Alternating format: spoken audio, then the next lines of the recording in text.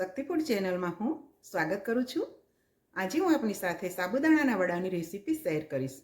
આ વડા ખૂબ જ ટેસ્ટી બને છે, નાસ્તામાં પણ ખાવાની ખૂબ જ મજા આવશે અને ફરાળમાં પણ આપણે આ વડા ખાઈ શકીએ છીએ। તો ચાલો આપણે સાબુદાણાના વડા બનાવીએ।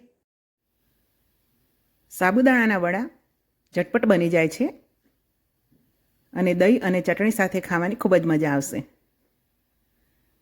તો ચાલો હવે આપણે સાબુદાણાના વડા બનાવીએ।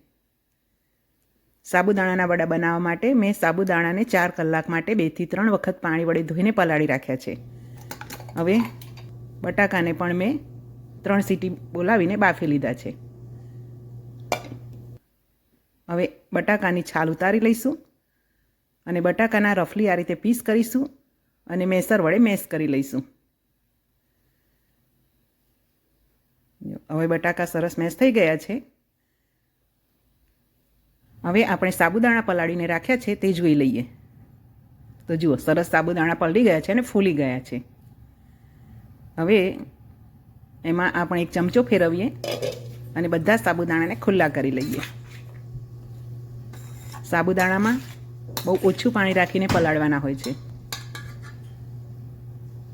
જો દાણો પણ આ રીતે ભાગી જાય છે, આટલા પલાળવા જોઈએ। હવે મેસર વડે થોડા થોડા એને મેશ કરી લઈશું। સાબુદાણાને આપણે પૂરેપૂરા ભાગવાના નથી, અધકચરા આ રીતે મેશ કરવાના છે।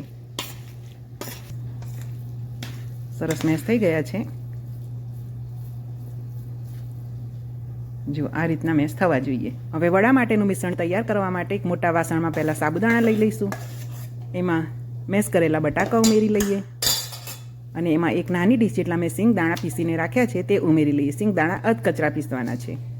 4 લીલા મરચાં પીસીને રાખ્યા છે તે પણ ઉમેરી લઈએ। 6 થી 7 મીઠા લીમડાના પાનને ઝીણા સમારી રાખ્યા છે તે ઉમેરી લઈએ। હવે એમાં લીલા ધાણા ઉમેરીશું। લીલા ધાણા થોડા વધારે ઉમેરીશું।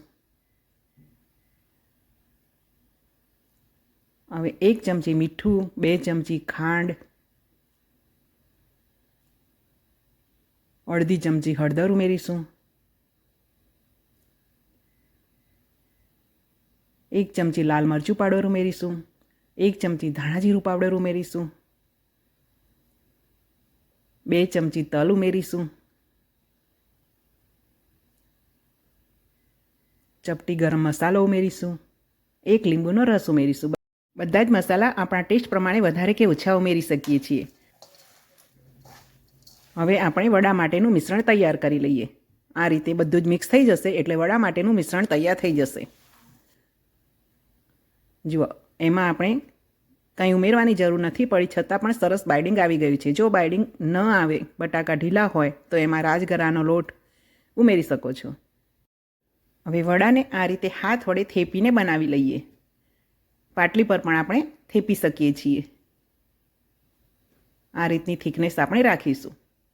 નાની મોટી જેટલી સાઈઝના વડા આપણે બનાવવા હોય તે રીતે લુઓ બનાવીશું અને વડા થેપીને તૈયાર કરી લઈશું। આ જ રીતે બીજું વડું પણ આપણે બનાવી લીધું છે।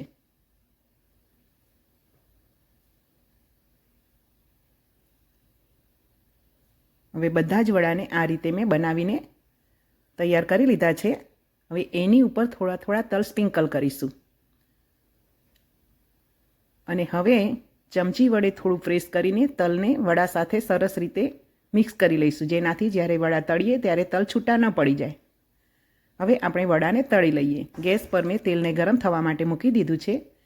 તેલ ગરમ થઈ જાય એટલે એમાં આપણે 2 થી 3 વડા મૂકીને એને તળી લઈશું। વડા તળતી વખતે આપણે ગેસની ફ્લેમ મીડિયમથી ફાસ્ટ રાખવાની છે, કેમ કે આપણે બાઇડિંગમાં લોટ કે કંઈ ઉમેર્યું નથી। જો ગેસની ફ્લેમ સ્લો રાખીશું તો વડા છૂટા પડી જશે। હવે બંને બાજુ વડા થોડા થોડા તળાઈ જાય પછી ગેસની ફ્લેમ સ્લો કરવી હોય તો આપણે કરી શકીએ છીએ। હવે ઉલટાવી પલટાવીને બંને સાઈડથી વડા એકદમ ક્રિસ્પી તળાય ત્યાં સુધી આપણે તળવાના છે।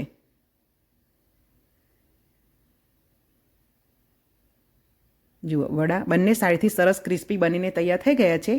હવે આપણે એને ડીશમાં લઈ લઈએ। આ જ રીતે બધા જ વડા આપણે તળી લેવાના છે।